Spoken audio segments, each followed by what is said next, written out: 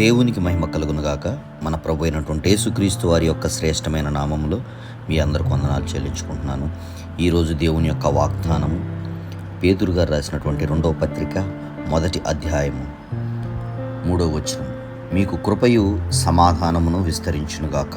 ఆమేన్. యొక్క వాగ్దానము మన జీవితంలో ఫలించునుగాక.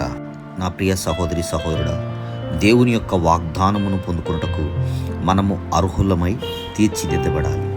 దేవుని గూర్చినట్టు, మన ప్రభు అయిన యేసుక్రీస్తుని గూర్చినట్టునైన అనుభవ జ్ఞానము వలన మనకు కృపయు సమాధానమును విస్తరించునుగాక. దేవుని గూర్చినటువంటి, మన ప్రభు అయిన యేసుక్రీస్తుని గూర్చినట్టు అనుభవ జ్ఞానమును మనకి నిరంతరముగా ఆయన కృపయు సమాధానమును మన జీవితంలో విస్తరిస్తూ ఉంటుంది. మన కుటుంబము శాంతి సమాధానములతో వర్ధిల్లుతూ ఉంటుంది.